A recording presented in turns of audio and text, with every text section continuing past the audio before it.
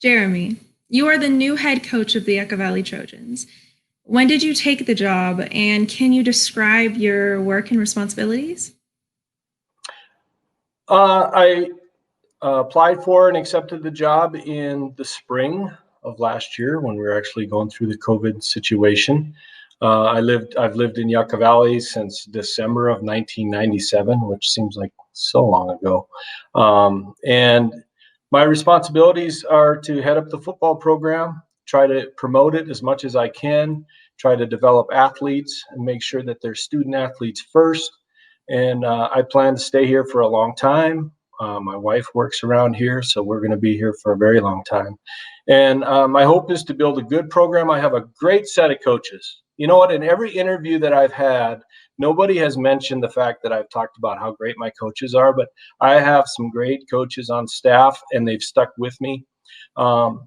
Yucca Valley High School's been through a few coaches, and so my goal is to stay here and to build this program to be the best program it can possibly be in the Morongo Basin.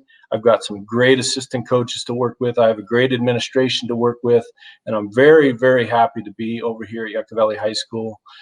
It's been a long time coming. I've had a couple different shots at it, and I'm glad to be here. And, we're going to make these athletes the best athletes that we can in this area.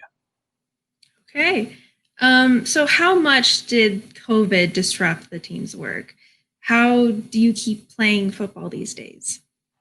That has been the most interesting thing. So imagine coming on as a new coach and trying to introduce yourself to everybody and the players and the coaches. I already knew the administration, so that part was easy. I reached out to the coaches first, actually, and wanted to make sure that they were all on board and ready to come back, and they were. They gave me a lot of insight.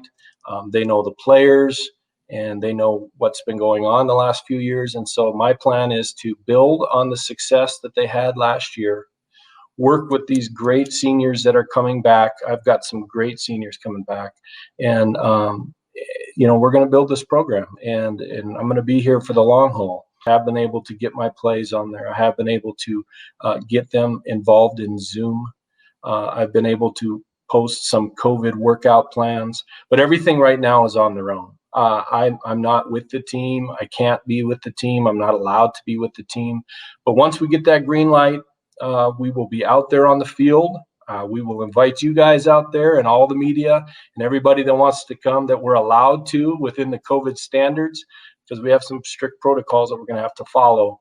COVID has kind of disrupted everybody's lives, but I can tell you from experience that my wife is a nurse, and it is a very real thing. And I think if people, follow the precautions and wear their masks and everything, we'll get out of this tier that we're in, and we'll be moving on, and sports will go just like it was supposed to go. Good. So the Copper Mountain College, Top Dog, Express Car, and Pet Wash and Grocery Outlet recently supported the Trojan football. How would you describe the support you've received from the community? Yeah. That is unbelievable. The community support around these kids right now during COVID, where we're not able to go out and do some fundraising on our own, has just been amazing. It has been unbelievable, the amount of funds that have come forward, people that have stepped up, said that they would do whatever they could to support the team during this time, because they know it's a very difficult time. Normally, kids in sports programs would be out selling discount cards. They would have car washes. They would have all kinds of different activities that we could do with the team, having the players involved. But because we can't do that, I've had to reach out to the community. And, some of the people in our community have been amazing. Yes, you just named a few. If you go to our website, YVTrojans.com, and check out our sponsor list, there is an unbelievable amount of sponsors that are on there. But a number of other businesses have been involved that have helped us substantially to be able to get something for these kids. And so my first goal when I set out was our JV uniforms needed some new uniforms. They were some rough uniforms. So I wanted to get new uniforms and give the JV the uniforms that we have for the varsity currently. I actually had the kids develop and design the uniform using the online web builder. And then they submitted those uniforms to the coaches, and the coaches voted on the uniform that they liked the best. And that's the ones that we went with. And then we ordered them, and they're actually in production right now. They should be here shortly. And I have to tell you that the town of Yucca Valley has stepped up. And if anybody else wants to come out here and support these kids, I know there's a number of other programs that are going to need it too moving forward.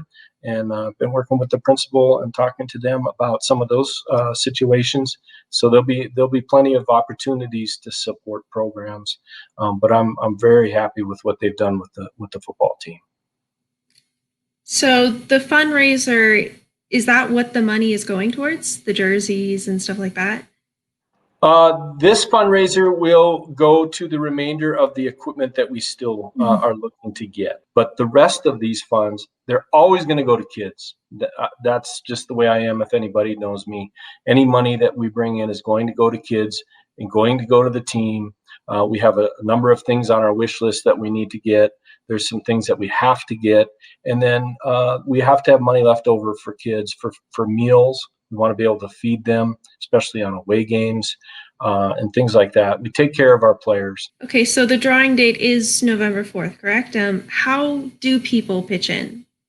November 14th is the drawing, and $10 will get a ticket.